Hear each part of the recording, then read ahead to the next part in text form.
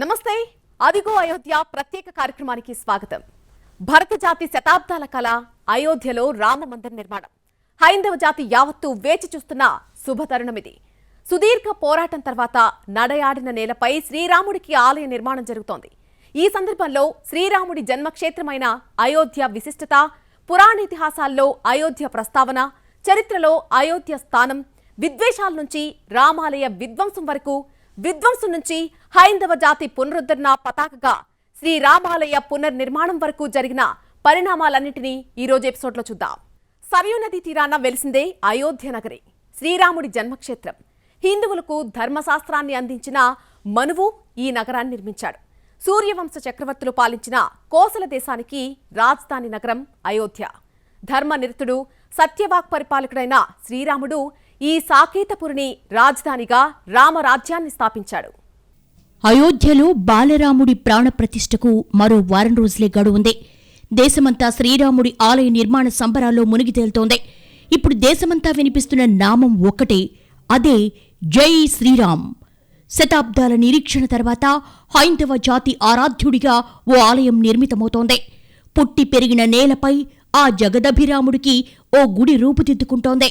ఇది భారతీయ ఆత్మకు సంకేతం, హైందవ సంస్కృతికి ప్రతిరూపం. పురాణ గాథలకు, తరతరాల చరిత్రకు, విద్వేషానికి, విధ్వంసానికి వ్యతిరేకంగా సాగిన పోరాటంలో సాధించిన విజయానికి ప్రతిరూపంగా కడుతున్న గోపురం. అయోధ్య కేవలం ఓ భూభాగం మాత్రమే కాదు, అన్ని నగరాల మాదిరిగా ఇది భౌగోళిక ప్రాంతంగా మిగిలిపోలేదు. శ్రీరాముడు నడయాడిన నేలగా ప్రణతులందుకుంది. ఒక్కసారైనా దివ్య నేలను స్పృశించాలని కోట్లాది మంది ఆరాటపడతారు. ఈ నగరం తరగని ఆధ్యాత్మిక చింతనకు ఆయువు పట్టు, ధర్మవర్తనకు, ప్రజారంజకమైన పాలనకు దిక్సూచి. సనాతన భారతీయ సాంస్కృతిక హార్మ్యానికి హృదయపీఠం వేసింది ఈ నగరం. ఆదికవి వాల్మీకి రామాయణానికి ఈ నగరమే పునాది. రామాయణం బాలకాండలో 5-6 సర్గల్ని పూర్తిగా అయోధ్య నగరం గురించే వర్ణించారు వాల్మీకి.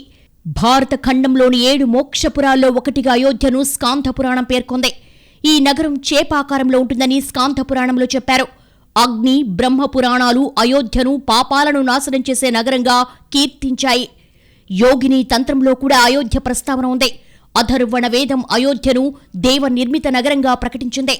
అయోధ్య కేవలం నగరం మాత్రమే కాదని, మానవ జీవన చైతన్యానికిదో ప్రతీకని అథర్వణ వేదం చెబుతోంది. భాగవతంలో కూడా సుఖమహర్షి రఘువంశాన్ని ప్రస్తావించి ప్రత్యేకంగా అయోధ్య గురించి వివరిస్తాడు. తులసీదాస్ కూడా తన రామచరిత మానసులో అయోధ్య వైభవాన్ని ప్రత్యేకంగా ప్రస్తావించారు. కోసల దేశంలో ఉన్న అయోధ్యను మనువు స్వయంగా నిర్మించాడు. అయోధ్య నగరం పొడవు 12 యోజనాలు, వెడల్పు 3 యోజనాలు.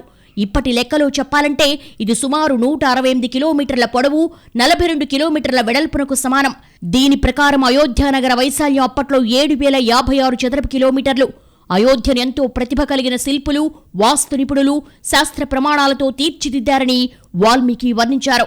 అయోధ్య నగరంలో చదరంగంలో ఉండే పలకల వంటి నిర్మాణాలు కలిగిన భవనాలుండేవని వాల్మీకి స్పష్టం చేశారు. శత్రువుల ఊహకందని విధంగా నిర్మాణాల కోసం అప్పటి శిల్పులు ఎంతో శ్రద్ధతో ఈ నగరాన్ని నిర్మించారు. ఎత్తైన కోట బురుజులు, ధ్వజాలు, 100 కొద్దీ శతజ్ఞులు ఉండేవి.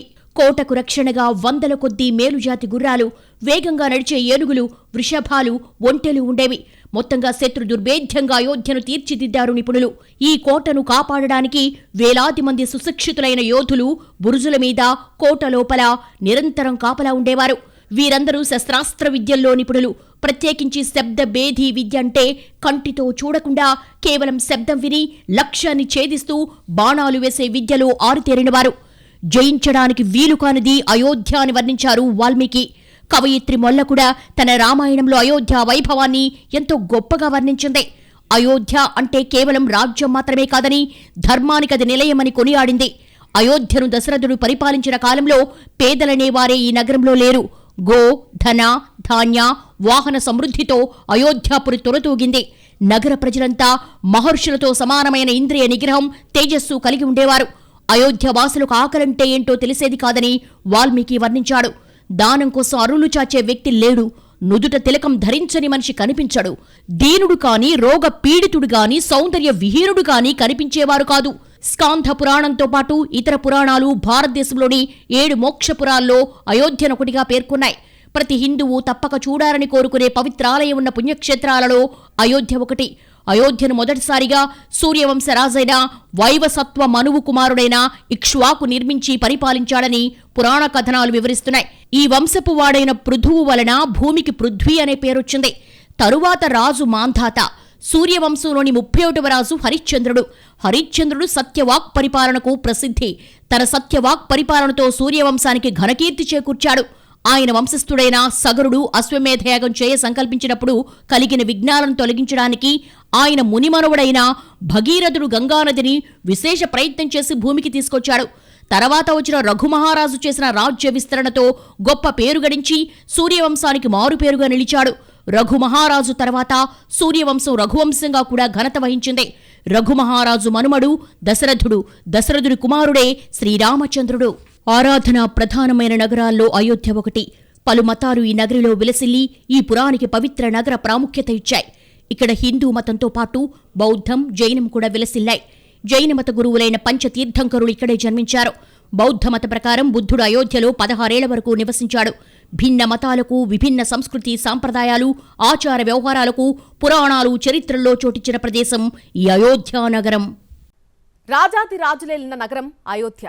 షట్చక్రవర్తుల్లో ఒకటిగా పేరుగాంచిన మాంధాత నుంచి రఘువంశోత్తముడైన రాముడి వరకు అందరూ ఈ నగరాన్ని ఏలిన అతిరథ మహారథులే. మధ్యయుగ భారతంలో ఈ నగరం మహమ్మదీల పాలనలోకి వెళ్ళినప్పటికీ తన హైందవ ప్రాశస్త్యాన్ని అలాగే నిలుపుకుంది. మరి అయోధ్యకు చరిత్రలో ఎలాంటి ప్రాధాన్యత ఉంది? ఇది నిజంగానే రామజన్మస్థలమా? చరిత్ర ఏం చెబుతోంది? ప్రాచీన భారతదేశంలో పుణ్యక్షేత్రాల ప్రస్తావన వచ్చినప్పుడు వాటిలో మొదట అయోధ్య పేరే మనకు వినిపిస్తుంది. అది ఈ నగరానికున్న ప్రాధాన్యతను తెలియచేస్తుంది.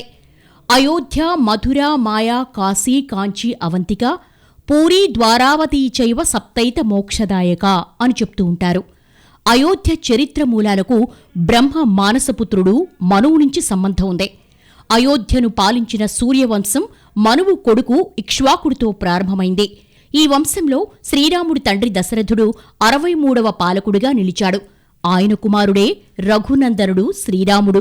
త్రేతాయుగంలో రామచంద్రుడి నుంచి ద్వాపరయుగంలో మహాభారతం, ఆ తర్వాత చాలా కాలం వరకు మనకు అయోధ్య, సూర్యవంశీయులు, ఇక్ష్వాకుల ప్రస్తావన కనిపిస్తుంది. ఈ వంశానికే చెందిన బృహద్రథుడు మహాభారత యుద్ధంలో అభిమన్యుడి చేతిలో మరణించాడని పురాణాలు చెబుతాయి. ఆ తర్వాత లవుడు శ్రావస్తిని పాలించాడు.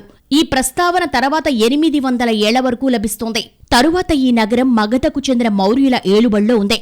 తర్వాత గుప్తులు, కన్నౌజ్ పాలకుల అధీనంలో ఉంటూ వచ్చింది. 7వ శతాబ్దంలో చైనా యాత్రికుడు హ్యుయాన్సాంగ్ అయోధ్య నగరాన్ని పికోసియాన్ సంబోధించాడు.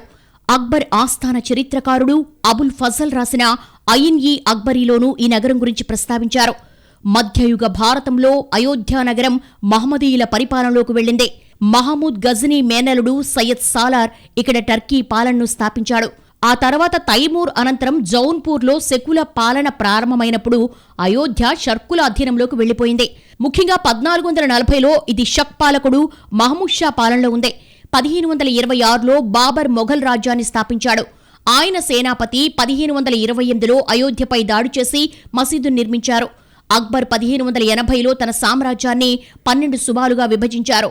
అప్పుడు ఆయన అవధ్ సుబా ఏర్పాటు చేశారు. అయోధ్య దానికి రాజధానిగా ఉండేది. మొఘల్ సామ్రాజ్యం 1707లో ఔరంగజేబు చనిపోయిన తర్వాత ముక్కలైంది. స్థానికంగా ఎన్నో స్వతంత్ర రాజ్యాలు ఆవిర్భవించాయి. అదే సమయంలో అవధ్ కూడా స్వతంత్ర రాజ్యంగా ఏర్పడింది. తరువాతి కాలంలో ఘజా ఉద్దౌలా అవధ్ నవాబ్ అయ్యారు. ఆయన అయోధ్యకు 3 మైళ్లు పశ్చిమంగా ఫైజాబాద్ నగరాన్ని నిర్మించారు. ఈ నగరం అయోధ్యకు భిన్నంగా లక్నోకు తొలి రూపంగా మారింది. అవధ్ చివరి నవాబ్ వజీరుగా వాజిద్ అలీషా కాలంలోనే హనుమాన్ గడిలో మొట్టమొదటి మత ఘర్షణలు మొదలయ్యాయి.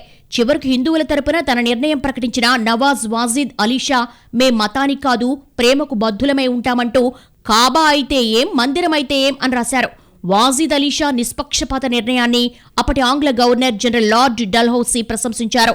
ఇలా చరిత్ర క్రమంలో అయోధ్య నగరం ఎందరో రాజుల పాలనను చూసింది. ఇక్ష్వాకుల నుంచి మొఘలుల వరకు ఎందరో రాజులు ఈ నగరంలో పాలన సాగించారు. తరాలు మారినా, చరిత్ర గడిచినా అయోధ్య ఘనకీర్తి మాత్రం చెదర్లేదు. భిన్న మతాలు, సంప్రదాయాలు, ఆచార వ్యవహారాల ప్రభావానికి గురైనప్పటికీ ఆధ్యాత్మిక సాంస్కృతిక నగరంగా అయోధ్య విలసిల్లుతూనే ఉంది. మొఘలుల సమయంలో ధ్వంసమైన రామమందిరం ఆ తర్వాత 5 శతాబ్దాల కాలం వివాద స్థలంగానే మిగిలిపోయింది. స్వాతంత్రానంతరం మళ్లీ రామజన్మభూమి వివాదం రాజుకుంది. అయోధ్యపురిలో ఆలయ నిర్మాణంపై దేశమంతా అగ్గి అంటుకుంది. ఎట్టకేలకు ఎన్నో వివాదాలను దాటుకుని సామరస్యపూర్వకంగా న్యాయ పోరాటాలను అధిగమించి జన్మభూమిలో మళ్లీ రాముడు కొలువుదీరబోతున్నాడు. ఒకప్పుడు రామరాజ్యానికి రాజధానిగా నిలిచిన అయోధ్య చరిత్రలో హిందూ ముస్లిం ప్రార్థనా మందిర వివాదానికి కేంద్రంగా మారింది. శతాబ్దాలుగా ఈ వివాదం దేశంలో కొనసాగింది. 1528లో మొఘల్ పాలకుడు బాబర్ సేనాధిపతి మీర్ బాకీ రామాలయ ప్రాంతంలో బాబ్రీ మసీదు నిర్మించారు. అప్పట్నుంచే ఆలయ స్థలంపై వివాదం మొదలైంది. ఆ తర్వాత తొలిసారి 1853లో హిందూ ముస్లింల మధ్య ఘర్షణలు జరిగాయి. 1857 మొదటి స్వాతంత్ర సంగ్రామం తర్వాత నవాబుల పాలన ముగిసింది. ఈ కాలంలోనే హిందువులిక్కడ ఓ వేదిక నిర్మించి పూజలు ప్రార్థనలు చేశారు. ఇది హిందూ ముస్లింల మధ్య అనేక గొడవలకు దారితీసింది. 1883లో నిర్మోహి అఖాడా నాటి ఫైజాబాద్ డిప్యూటీ కమిషనర్కు ఆలయ నిర్మాణం కోసం దరఖాస్తు చేసింది. కానీ ముస్లింలు అభ్యంతరం తెలపడంతో ఆ దరఖాస్తును అధికారులు తిరస్కరించారు. 1885 జనవరి 29న మొదటిసారిగా సివిల్ కోర్టులో పిటిషన్ వేశారు. అక్కడ్నుంచి రామ జన్మభూమి వివాదం మొదలైంది. బ్రిటిషర్లొచ్చాక అధికారం కోసం పాలకుల్ని, అవసరాల కోసం ప్రజల్ని చీల్చేశారు. ప్రజల్లో కులాలు, మతాల చిచ్చు పెట్టి విడదీశారు. మతం చిచ్చు రగిలించడంలో అయోధ్య వివాదం కూడా బ్రిటిషర్లకు ఆయుధంలో ఉపయోగపడింది. 1934 అల్లర్లలో కూలిన బాబ్రీ మసీదును మళ్లీ నిర్మించిన బ్రిటిషర్లు ఆ సమస్యను పరిష్కరించలేదు. దేశంలో బ్రిటిష్ పాలన ముగిసే ముందు హిందువులు మళ్లీ బాబ్రీ మసీదు పక్కన నిర్మించిన వేదిక దగ్గర ఆలయ నిర్మాణానికి ప్రయత్నాలు చేశారు. అయితే అప్పటి ఫైజాబాద్ మెజిస్ట్రేట్ ఇరు వర్గాల వారితో చర్చించి యథాతథ స్థితిని కొనసాగించాలని ఆదేశించారు. స్వాతంత్ర్యం వచ్చిన తర్వాత అయోధ్యలో రామ మందిర నిర్మాణానికి పార్టీలు రాజకీయ రంగు పులిమాయి. 1949లో బాబ్రీ మసీదు ఉన్న స్థలంలో శ్రీరాముడు, సీతాదేవిల విగ్రహాలు కనిపించాయి. రాముడు జన్మస్థలంలో స్థాపించిన శ్రీరాముడు తదితర విగ్రహాలను తొలగించరాదని, జనం అక్కడ పూజలు చేసుకునేందుకు అనుమతి ఇవ్వాలని కోరుతూ గోపాల్ సింగ్ విశారద్ 1950 జనవరి 16న సివిల్ కోర్టులో దావా వేశారు. 1959లో నిర్మోహి అఖాడా కూడా మరో కేసు వేసింది. రామ మందిరంలో పూజలు చేయడానికి, దాని నిర్వహణకు నిర్మోహి అఖాడాకు హక్కుందని వాదించింది. ఆ తర్వాత 2 ఏళ్లకు 1961లో సున్నీ వక్ఫ్ బోర్డు మరో 9 మంది స్థానిక ముస్లింలు 4వ కేసు వేశారు. మసీదు యాజమాన్యం తమకే చెందుతుందని వారు వాదించారు. జిల్లా కోర్టు ఈ 4 కేసులను కలిపి విచారణ జరిపింది. బాబ్రీ మసీదు ఉన్న ప్రాంతంలో ఆలయం నిర్మించడానికి ఆ స్థలాన్ని హిందువులకు ఇవ్వాలి అనేది హిందుత్వ సంస్థల డిమాండ్. హిందూ సాధువులు, ఋషులతో కలిపి ఓ సంస్థ నెలకొల్పారు. దానికి రామ జన్మభూమి న్యాస్ అని పేరు పెట్టారు. ఆలయ నిర్మాణం కోసం వాళ్లు చేపట్టిన రథయాత్ర లక్నో మీదుగా ఢిల్లీ చేరుకుంది. ఈ యాత్రకు భారీ ఎత్తున ప్రజా మద్దతు వచ్చింది. ఇందిర హత్యతో రథయాత్రను నవంబర్ 2న అర్ధాంతరంగా నిలిపేశారు. ఢిల్లీలో నిర్వహించతలపెట్టిన హిందూ సంస్థల బహిరంగ సభ రద్దయింది. ఆ తర్వాత కొన్ని రోజులకు విశ్వ హిందూ పరిషత్ మళ్లీ తన ఉద్యమాన్ని ఉధృతం చేసింది. విహెచ్పీ, ఆర్ఎస్ఎస్తో పాటు ఇతర సంస్థల దూకుడుతో నాటి ప్రధాని రాజీవ్ గాంధీ, ఆయన సహచరుల మీద ఒత్తిడి పెరిగింది. దీంతో ఫైజాబాద్ కోర్టు ఆదేశాల మేరకు బాబ్రీ మసీదు తలుపులు తెరుచుకున్నాయి. 1989 జూన్ 11న పాలంపూర్ వర్కింగ్ కమిటీ సమావేశంలో భారతీయ జనతా పార్టీ ఓ తీర్మానం ఆమోదించింది. అయోధ్యలో రామ మందిర నిర్మాణ అంశం మీద కోర్టు నిర్ణయం తీసుకోలేదని, ప్రభుత్వం ఒక ఒప్పందం ద్వారా కానీ, పార్లమెంట్లో చట్టం చేయడం ద్వారా కానీ రామ జన్మభూమిని హిందువులకు అప్పగించాలని నిర్ణయించింది. దీంతో ఈ వ్యవహారం పార్టీల చేతుల్లోకి మళ్లింది. ప్రతిపక్షానికి అవకాశం ఇవ్వకూడదని భావించిన నాటి ప్రధాని రాజీవ్ గాంధీ ఫైజాబాద్ నుంచి రామరాజ్యం తెద్దామన్న పిలుపుతో 1989 సార్వత్రిక ఎన్నికల ప్రచారం ప్రారంభించారు. ఆ ఎన్నికల్లో కాంగ్రెస్ ఓడిపోవడంతో కేంద్రంలో వీపీ సింగ్ సర్కార్ ఏర్పడింది. వీపీ సింగ్ ప్రభుత్వానికి బీజేపీ మద్దతునిచ్చింది. పార్టీని విస్తరించేందుకు లాల్ కృష్ణ అద్వానీ అయోధ్యలో రామాలయ ఉద్యమాన్ని తన చేతల్లోకి తీసుకున్నారు. ఆలయ నిర్మాణం కోసం దేశవ్యాప్తంగా మద్దతు కూడగట్టే లక్ష్యంతో 1990 సెప్టెంబర్ 25న సోమనాథ్ ఆలయం నుంచి అయోధ్య దిశగా రథయాత్ర ప్రారంభించారు. దేశ రాజకీయాల్లో అద్వానీ రథయాత్ర కొత్త మలుపు తిప్పింది. రథయాత్ర సమయంలో దేశంలోని చాలా ప్రాంతాల్లో మత ఘర్షణలు చెలరేగాయి. అద్వానీ అయోధ్య చేరుకునే నాటికి కరసేవకులు అయోధ్య చేరుకోవాలని బీజేపీ పిలుపునిచ్చింది. అయోధ్యలో ఆలయ నిర్మాణానికి అందరూ ఇటుకలు పంపించాలని కోరింది. అద్వానీ రథయాత్ర బీహార్లోకి ప్రవేశించిన తర్వాత బీహార్లో నాటి ముఖ్యమంత్రి లాలూ ప్రసాద్ యాదవ్ అద్వానీని అరెస్టు చేసి రథయాత్ర నిలిపేశారు. ములాయం సింగ్ ప్రభుత్వం అనేక ఆంక్షలు విధించినప్పటికీ లక్షలాది మంది కరసేవకులు, హిందూ వాలంటీర్లు అయోధ్య చేరుకున్నారు. అద్వానీ అరెస్టుతో కేంద్రంలో వీపీ సింగ్ ప్రభుత్వానికి మద్దతు ఉపసంహరించుకుంది బీజేపీ. 1991 లోక్సభ ఎన్నికల సమయంలో రాజీవ్ గాంధీ హత్య గురయ్యారు. సీనియర్ కాంగ్రెస్ నాయకుడు పివి నరసింహారావు ప్రధానమంత్రి అయ్యారు. ఉత్తరప్రదేశ్లో శాసనసభ మధ్యంతర ఎన్నికల తర్వాత బీజేపీ అధికారంలోకి వచ్చింది. కళ్యాణ్ సింగ్ సీఎం అయ్యారు. 1992 డిసెంబర్లో కరసేవ మొదలైంది. కరసేవ వల్ల మసీదుకి ఎలాంటి నష్టం జరగదని కళ్యాణ్ సింగ్ సర్కారుతో పాటు విశ్వ హిందూ పరిషత్ కూడా సుప్రీంకోర్టుకు హామీ ఇచ్చాయి.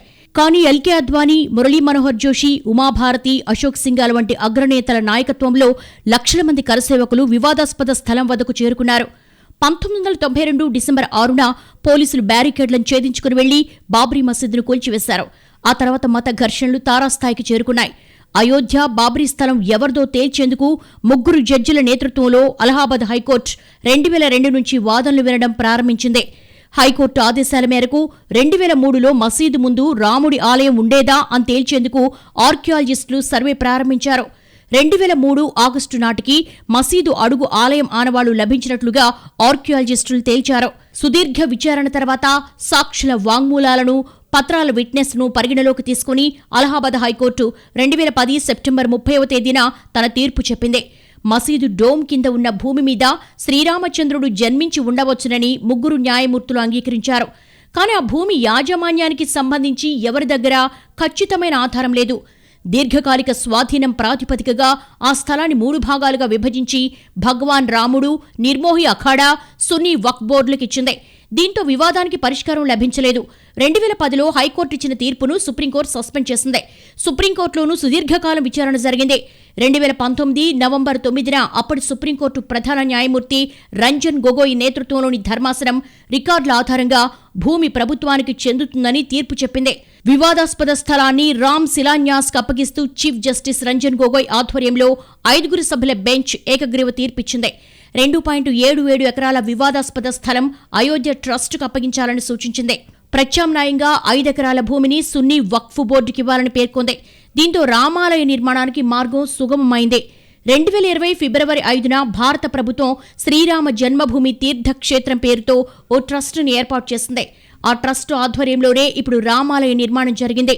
జనవరి 22న మధ్యాహ్నం 12 గంటల 29 నిమిషాలకు శ్రీరాముడి ప్రాణ ప్రతిష్ఠకు ముహూర్తం ఖరారు చేశారు.